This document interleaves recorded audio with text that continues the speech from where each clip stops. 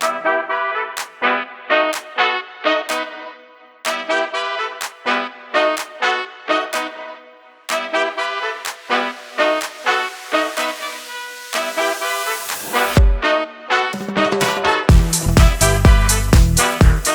are here in Playa Vista on Millennium Street in Los Angeles, California, at this beautiful Mexican restaurant that accommodates vegan, vegetarian, and gluten-free options. The name is Tocaya Organica. I'm here with my amazing actor friend, YANCI ARIAS. He is from New York. His parents are from Puerto Rico and Colombia. Let's find out more about him and learn about this amazing restaurant. My name is Sandra Santiago. For the past 10 years, I've been searching for beautiful locations to visit. I fell in love with California and all it has to offer. Food, culture, wine, and this is my channel. It's Sandra.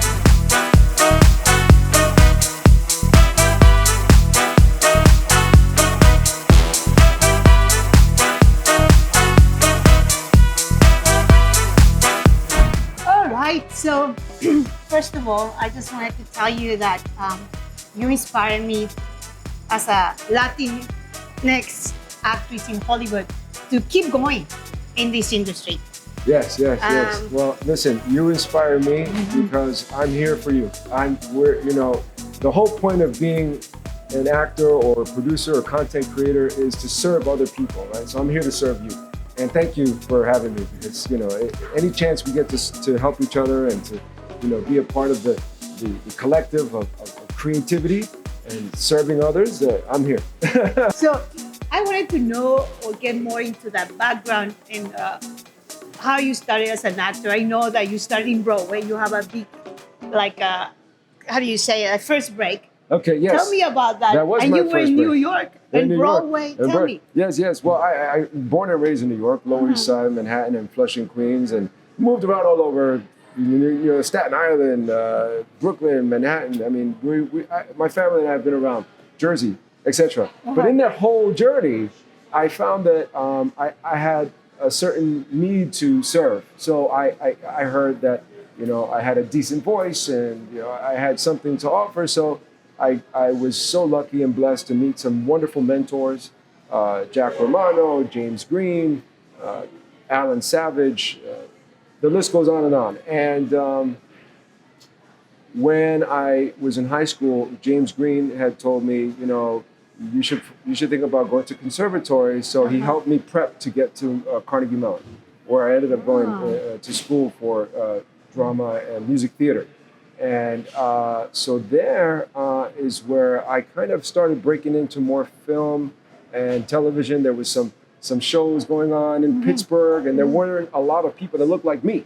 So so they were like, this guy, and he sings and he acts and he dances. Let's throw him in. So I was able to work. But you didn't have the accent. I didn't have the accent, no. But I still had to, as an actor, produce an accent once in a while when I had to play someone from a foreign country, and which my classical training allowed me to, dive into different cultures and respect everyone's different experiences and accents and culture. So with that, I was able to do work while I was in school.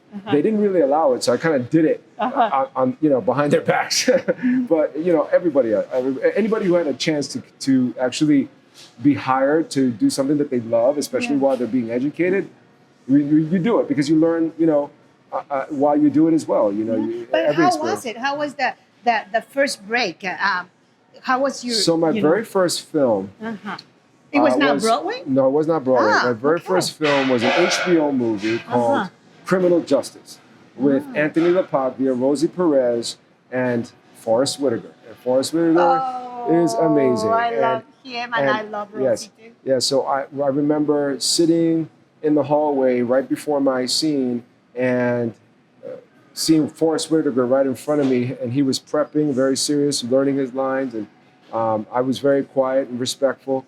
But I just remember feeling like, wow, like here it is. Like this is the launch pad. This is where I'm going to do my very first scene. No small parts, only small actors. I didn't have a big part, but I closed the movie And at the very end, you see me have a discussion in jail with Anthony LaPaglia, who was my lawyer to be. So I remember, meeting Anthony and Forrest, and I was just, as quiet as possible to not get in anybody's way, but I couldn't help it as I was, right about to shoot my scene. I was like, it's such an honor. And that's all I want to say. Now let's work. So that was my first project. And then beyond that, I continued to work. And when I got back to New York after school, I sat and watched Les Miserables. Les Miserables. Les Miserables. It was absolutely mind-blowing, heart-blowing. I was front center at the Broadway Theater on 53rd and Broadway. And I watched it. And I was in tears, and I was fully immersed in it. And I said to myself at the very end of it, I said, I am going to be on that stage one day. Mm-hmm. And I'm going to pour my heart out as much as they gave me. I'm going to give it back to the audiences that'll be there. Mm-hmm. 2 years later, lo and behold, 1992, I was on Broadway on that stage doing Miss Saigon. And believe me, when I was rehearsing for that show and I had to sit in the audience, I was in tears watching Miss Saigon because I had basically set the goal and I met the goal. And it was a breathtaking miracle that basically happened at that point. And for a young 22-year-old actor in New York, trying to break it in and having that kind of experience and breakthrough in the career is definitely something that we pray for, and I continued my education. I didn't stop there. While I was working in the show, I found Alan Savage. I found Neil Seymour, who was my voice coach. Alan was my acting coach, and I continued to go to Broadway Dance Center when they were open back then. I'm not sure what's going on with that dance space now, but back in the day, that was the place. Like, I would ride my bike from downtown or from Lower East Side or from Staten Island. I'd ride my bike all the way to get my training dance-wise there. So it was an amazing journey and an educational experience. I definitely got a really great foundation through that whole time between 1992 and 1998. Wow.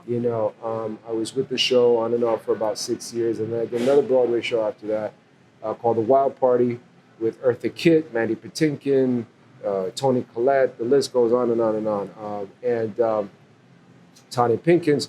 So basically, I moved here in 2000 in Los Angeles. I saw a movie called Traffic, and I saw all my friends in it, and I was like, okay, so there's a wonderful, really strong, film by Steven Soderbergh, who is one of my director heroes that, I would have loved to even audition for. I didn't even hear about it, but I found out that a lot of my friends who were from New York who were in it happened to be in LA during the time that they were casting, and they weren't even really looking in New York. So I said, I got to move to LA. I have to be a part of that decision making. You have to move to LA. So that's why my show is all about food, wine, and culture in California. Because I know a lot of people are moving out of California, but we are in California. We're staying in California. We're staying. I mean, less, God forbid, there's a big earthquake that shifts LA off into the ocean. I'll still be on the island of Los Angeles. Yes, we love Los Angeles. I love New York, but LA for sure has been really good to me as well. And I've been here now 20 years, and it's just continually the best place for me anyway to be, especially for the fact that I brought my whole family here. I have my wife and my children are here. My children were born here now in Los Angeles. So, I kind of feel like I owe it to them to fulfill everything I need to fulfill in this time. In this town. So LA is your home. Yeah. And this is Tocaya. And Tocaya, which means in Spanish. Yes. Like the same name of someone. Like your name is Sandra, so you are my Tocaya. And it's Tocaya Organica, which means like a girl that has my same name that likes organic food. I love it. That's exactly why I come here, because it has great organic food. And thank you for the education, because I actually didn't know the meaning of Tocaya. What Organica means, so that's what it means. Yes. And so my family and I, we come here often. This is our neighborhood. This is Playa Vista. Playa Vista, California is right near Marina del Rey, Beautiful right 5 minutes from Playa del Rey, and another 5 minutes from the airport. So this is a great central area for a lot of people. We also have a lot of international people that live here because of the companies like Google and IMAX and YouTube. It's all here. It's a beautiful area. So we have, a great group of people, a great sense of diversity in this area. That's something that was important to me when I moved to this area, because obviously coming from New York, we have nothing but diversity. Exactly. So it was important to me that I give my kids a chance at that, and to see people from different from colors, different colors, from everywhere, different languages, that they hear different languages, that they can pick and choose what language they want to talk. Talking about languages, you are in a.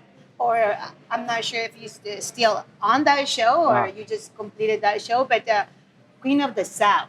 La Reina del Sur for America, yes. Sí, La Reina del Sur. It's on Netflix. Yes. But here in America, we call it the Queen of the South. Yes. And you play un general de Sinaloa. I'm from Sinaloa. Are you from Sinaloa? Yeah, I'm from Sinaloa, and I love that show. Beautiful. Tell me about you being a sweet husband, and you have a boy and a girl, and I know how dedicated you are taking care of your kids. And tell me how you became General Cortez. General Cortez.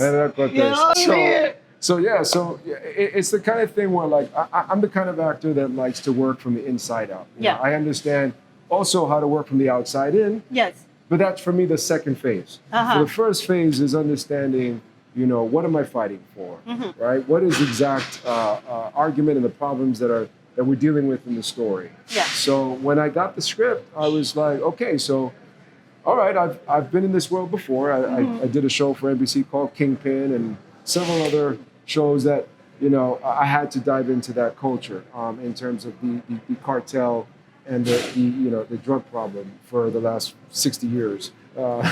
So I did my history, I did my research, and I found many reasons why no one is really right in either side of the line. Somehow the money and the drugs pass and everyone touches it, and it's a very gray area of existence. So once I understood that, I realized, okay, so personally for me, what do I have to protect? And I have plenty to protect. As you mentioned, I have my wife and my children, So in that respect, no one really knew that about Colonel Cortez because they didn't write it that way. But obviously, I go in and I say, well, my colonel, my general interpretation is I do have a family that no one knows, and I have to protect them, and I'm doing everything for them.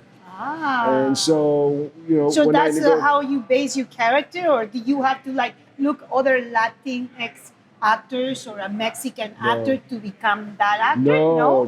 So how do you I go become inside. that? So inside, I say to myself, well, I love my family so much, I'd do anything for them. Here are the circumstances of the story.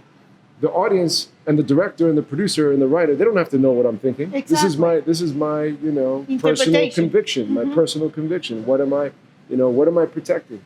So it's my secret. So throughout the scene, on every scene that I had, I had a very strong initiative in terms of making sure that everything that I did is to protect my family. And I love that. I love that character, and you're scary as a General Cortez. There's a scene in the show. It happened to be the first episode I was in season 2. First episode season 2, episode 1, or something like that.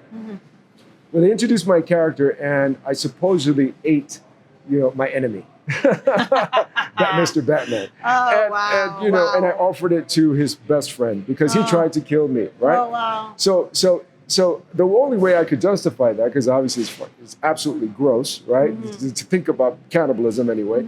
I just said, okay, this is just a piece of chicken, and I'm playing with this guy's head. The guy has definitely been eliminated, but we're not eating him. We're eating chicken. But that's my secret. You see what I mean? Like I find ways. So it was a very yummy chicken, It right? was a very yummy chicken, pollo guisado. Yeah. But you know, there's so many ways that us actors have to, you know, find an honest approach into, you know, how we're going to communicate this idea that is written on script. Yeah. So exactly. we're always trying to just, you know, number one, justify it and make it real and honest and whole for yourself. Then I go ahead and I start talking to my friends who are from Mexico City or Sinaloa or anyone who has any experience like that. I call them up and I say, help me make sure my Spanish is correct. You know, I want to respect and honor my friends who are Mexican and give them, you know, all of the honor to represent them correctly. So I took the time, and the wonderful Veronica Falcon, she is Camila, and she in the show, everyone knows who she is, and she was so helpful in the process. I was able to just ask her at any time, at any given moment. I said to her, am I saying this correctly? She's like, no. I'm like, great, tell me how it is. And she's like, here it is. No. And I'm like, yes. No. And I'm like, let's go. And we did. And I was blessed and honored to have her presence and her guidance. I love her acting. Veronica Falcon, you know, she's tremendous. She's tremendous on so is everyone else. Henke Madera, you know, and Alicia Braga. I mean, they're wonderful, wonderful actors, and I had such a good time working with them. And I'm so proud of all of you guys. You're doing a great job. Thank you. And so you can continue watching the show on Netflix. You know, USA is playing the last season. I'm not in it, but I love them and I support them, and I'm in seasons 2 and 3. See, don't forget to watch him on Queen of the South. Thank you. And tell me, you've been in this industry for many years, and you keep telling me that you're creating every single day. And what advice do you give to people new in the industry, to the young Latinx that like want to do this? You know, and it doesn't matter what color, because I don't want to like focus only on my channel on Latinos or Asians or white or black. No matter where you come from, absolutely. No matter how you come from, like I said, because I grew up, you know, with everyone in all these different kinds of neighborhoods. I have friends from everywhere in the world. If anyone came up to me, and young or old, and said, you know, how can I get in? I say education, number one. And when I say education, it's so much about finding a safe space, doing your research about a safe space to work out in. And I like to call it a workout because you're going to use and learn how to use your entire body, your voice, your instrument. This is our instrument that we're working with. So you want to find the right kind of coach that allows you to holistically experience what is the world of communication. I like to call it communication, not so much just acting, you know, because you have to communicate to the masses, to the deaf, dumb, and the blind. You've heard that phrase before. Yep. You know, and so, well, sorry for saying that's such an old school 1980s thing to say, but, you know, to say, you know, the people that can't hear and the people that can't see and the people that don't understand, it's our job to somehow use our facility, use our instrument to give them a full experience about what it is that we are talking about in any given film or television show or theater piece. So, and each one is something that hopefully was written with obviously a lot of heart and a lot of good reason in terms of like somehow moving the world forward and evolution. So we all have a collective part in that project. So there's really no way of breaking down the easiest way to say, this is how you do it. But I can honestly say, find a safe space.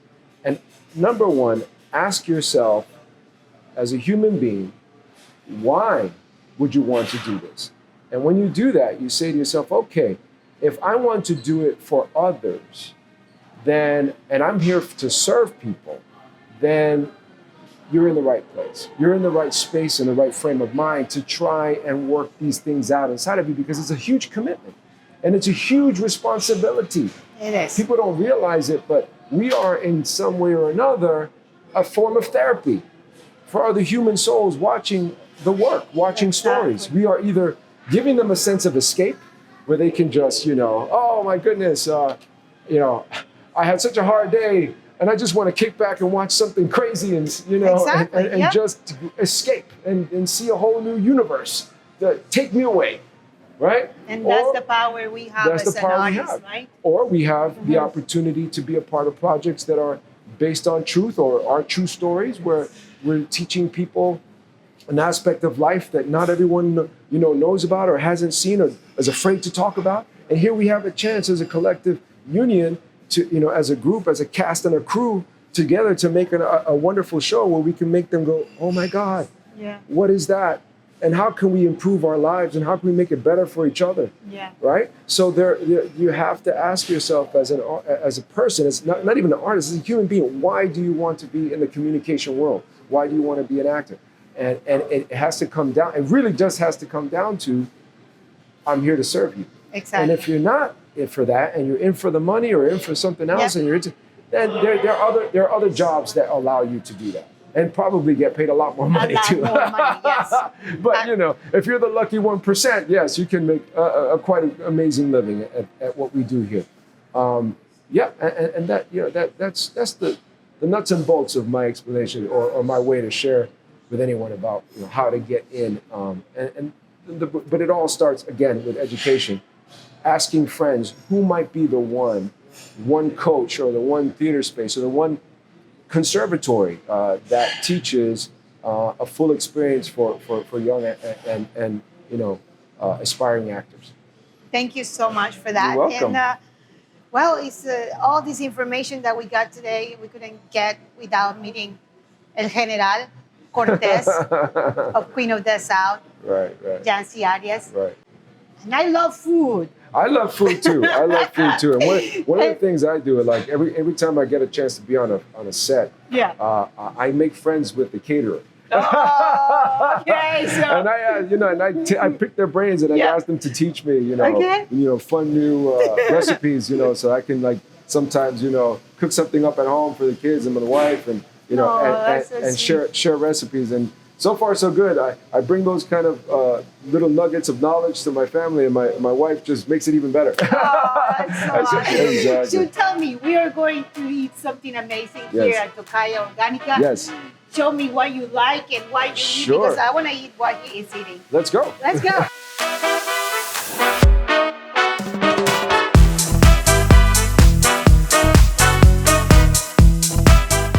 What you have is the Caribbean attempt, and then you'll have the Mexican attempt.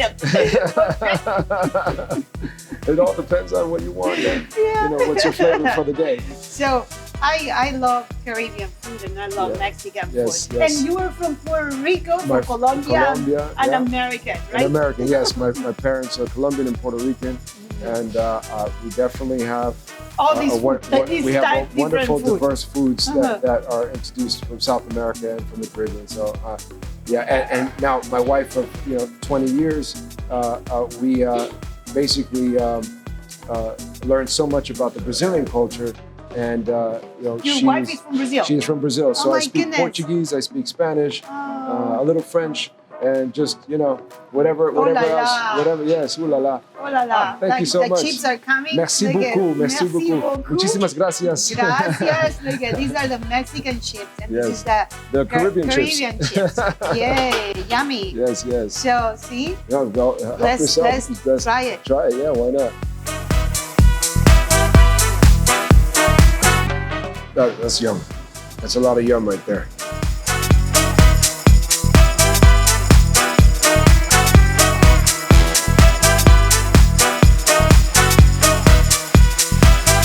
Before we go, and before you enjoy all amazing food, tell me what is next in YANCI ARIAS' life. What is your projects coming? Well, thank you for asking. It's always an honor to be able to find a way to serve others in different stories, and I'm lucky to and blessed to be hired on a few projects that are very close to my heart.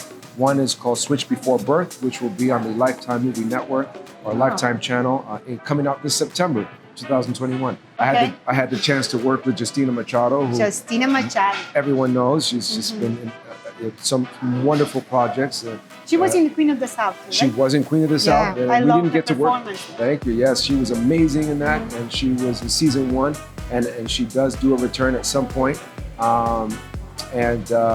You know, she just continues to do amazing work, and I had the chance to play her husband in the show. And so yes, you'll get to see that movie coming out in September, and I have another movie, kind of a twister, set in Oklahoma, called 13 Minutes, and it's a thriller. It's a thriller, suspense thriller, kind of a natural disaster movie, And I play a Mexican who is a mechanic, yes, and he's come to this country with his dream, and he really wants to, do something, fruitful and great for his family. And Paz Vega, a wonderful actress from Spain, she plays my wife in that. So I've really had just a wonderful experience in the last couple of years to work with some great people. On my producing end, I'm going to be in a couple of movies that I have a chance to be producing on, which is what's called North of the 10, which we're about to start filming in June. Mm-hmm. You won't see that movie until next year, but it is going to be a lot of fun to do. It's a comedy. So I love comedy. It's great to like switch it up and do a lot of different things. We uplift people with comedy. Just hit them. Yeah, and comedy is not an easy thing either, because it's so. It's true. It's it's so easier personal. to do, the other side, the dark side. Yeah, so it's very easy. Yeah. But it's going to be a lot of fun, and a great cast is coming together for that. And then I have a true story film that I wrote called Sonia, which will start production toward the end of next year, at the end of this year. So yes, I mean it's we were talking about that earlier, behind the scenes, where you really have to write and create your own content, especially nowadays. That technology is there for us. The technology is there for us. There's so many platforms to speak on and to take on different subject matters and share with the world. Here you are with your wonderful YouTube channel. It's Sandra, and here, this is a great platform for you to expand and keep creative and share with the world the stories that you want to tell. Thank you so much.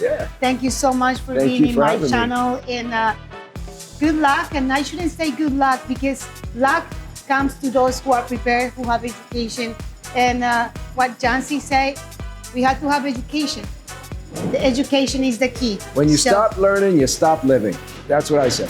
So that's what I love to learn. And I will always, until I drop this body. Amen. I will keep studying and learning. That's right. Thank you so much. Thank you. God bless you. You too. And thank you guys for watching my channel. And if you like it, well, subscribe and let me know what you want to watch. Subscribe and like. Love you.